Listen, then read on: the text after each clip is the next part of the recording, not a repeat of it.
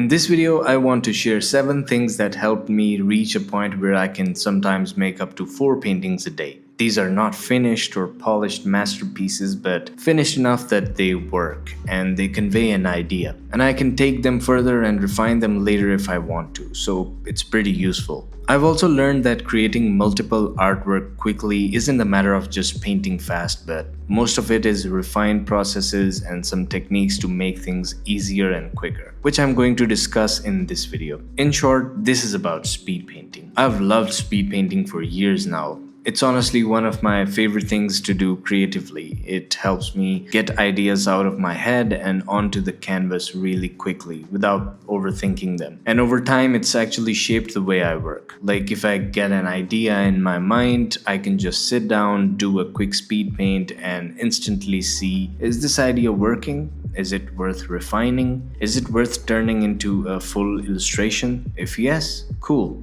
I refine it. If not, I move on. No emotional attachment to an artwork, no wasted time. Speed has always been important in digital painting, especially in the concept art industry. I mean, it's not a race about who draws quicker, but it's more about the ability of an artist to get their ideas quickly on a canvas and convey an idea or mood through that. Because that is very important in concept art jobs where you have to quickly visualize things and see if they're working. Being able to paint fast gives you a lot of freedom. It keeps things fun and light. And honestly, it saves you a ton of time. You'll also notice that this video might be a little slower than usual. That's because I haven't sped up the painting process a lot. It's only sped up like 2 to 3 times, I think. So you can really see what I'm doing at each step. Anyways, without wasting any more time, let's get to tip number 1. And tip number 1 is limit your decisions. When you're starting a painting, the internet basically attacks you with options. So many references, so many inspirations. Especially if you're working on a personal piece, there are so many directions you can take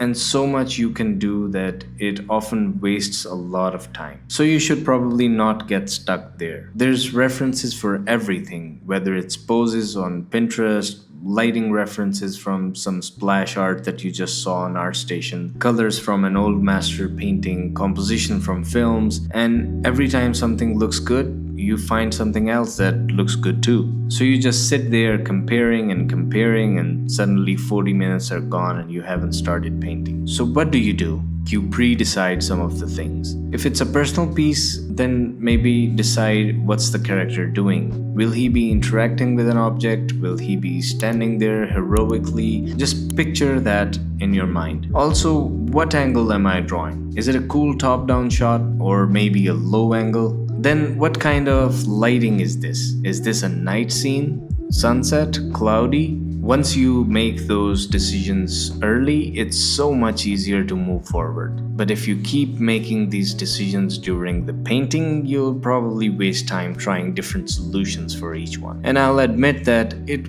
won't always work. Not all the time. You might have to change some of the things at a later stage if they're not working. But generally, it's a good idea to decide some things so that there is a lower amount of time spent figuring things out as you paint. So yeah, limit your decisions. It saves a lot of time. Tip number 2 is work small first, which can basically mean 2 things. Keep a low resolution in the beginning and then res it up as you keep refining the artwork. Or you just keep the canvas zoomed out and start with the blocky shapes first. But both of these serve the same purpose, which is to try to hold you back from getting lost in painting the little details early on. I know it sounds cliche, but it's genuinely one of the biggest time savers. When you start the painting at full resolution, you're basically inviting yourself to zoom in and get stuck in tiny details that don't matter at an early stage of a painting. So start with a small canvas and work with big chunky shapes. Get the idea down first, then scale it up once it starts making sense. This is especially important when you're doing speed painting, because the temptation to zoom in and detail early on is very real. Keep your canvas zoomed out, stay loose, and you'll paint way faster. It's impossible for you to get lost in the eyelashes of your character when the entire canvas is very tiny. So this alone will really help you paint faster. Tip number 3 is that you should embrace messy starts. Stop trying to make your painting look good right away. Just stop. Go messy. Throw shapes around, explore, experiment. A lot of artists chase a clean sketch too early, and that sketch becomes a trap because now you're afraid to mess it up. So instead, I start rough and messy, and I only refine once the composition and values are working. This keeps me from getting emotionally attached to any one part too early. It also means that I can pivot or adjust things without feeling like I am ruining hours of careful work. So you can always clean it up and refine it later. The early stage is for discovering the artwork, not polishing it. You must have seen me draw very messy and quick shapes early on, and it doesn't look good at that stage either. So if you wanna draw a castle, it's just some quick rectangles bunched together. And then get some images of castles so you can carve those rectangles, add the windows, and refine the shapes. All that kind of stuff. So yeah, that's the way to go. Tip number 4 is using references wisely. By now, everyone knows that references save a lot of time, but the trick is to usually have your references ready to go before you even start painting. Maybe some of you might be doing that. So great. You can either do some research right before you start a painting, or you could create a giant folder of references that you go to time and time again to find inspiration. I personally love movie frames. The colors, the composition, everything from the movies have been serving me as inspiration. And so I keep a big folder of film screenshots and keep adding to that. Anytime I see something in a movie or a show and I think, wow, this composition is amazing, or that the lighting on the face is really cool, I try to screenshot it at once. Later, when I need to paint fast and want quick inspiration for colors or compositions, I have a folder full of things that already inspire me. So try that. It really helps. Tip number 5, group similar tasks. And I actually learned this from Fang Zhu in one of his videos. He's been a huge inspiration for me for years. What a legend. So, group similar tasks. What does it mean? It might sound simple, but maybe it's not. Let me explain it to you. So if I have to do 4 paintings in a day, let's say today, I'm never gonna finish one fully and then start the next one from scratch. Instead, I sketch all 4 first, one after the other, and then finish them all together after that. Why? Because at the beginning of a painting session, you have more mental energy. Your brain is fresh, your problem solving is sharp. That's the perfect time to figure out the composition, the pose, and the mood, and set a strong foundation for your painting. You want to keep the heavy lifting in the very beginning of the process. Once the heavy thinking is done, the rest is muscle memory. Refining, coloring, polishing, that doesn't take too much of your brain power. So what happens if I don't do it like this? Let's say I have to do 4 paintings today and I start one, sketch it out, my brain is fresh, I have high energy, I paint it fully and move on to the next one. Once again, I sketch it all out, finish the painting and then move on to the third. Now my mind is pretty much fatigued and I do not have that optimal energy. And by the time I reach that 4th painting, I have my last 2 brain cells struggling to get something out on that canvas. And when you compare the 4 paintings, it would be pretty clear that I put more heart into the first painting and the last one is probably okayish. So yeah, preserve your mental energy, use it efficiently, and group the sketches together. Tip number 6 is set deadlines for yourself.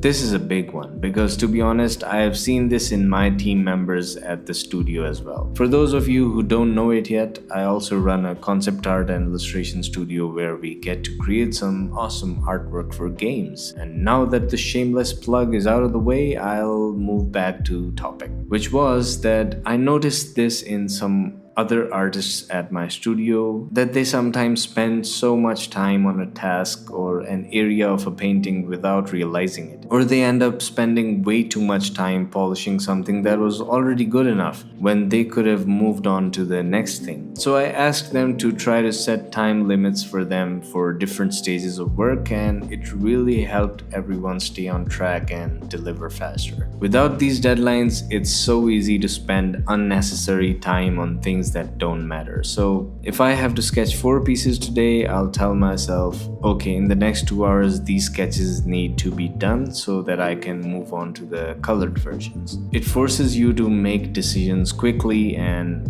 it stops you from zooming in where you shouldn't. And it also keeps you focused on the visual read of the artwork and not the tiny details. And I understand that it might not work for everybody because some artists really like to take their time, and putting shorter deadlines for themselves kind of paralyze them instead of bringing them into focus mode. So that's completely fine. I'm just sharing what has worked for me and for my team at Raven. Moving on to the final tip, which is tip number 7.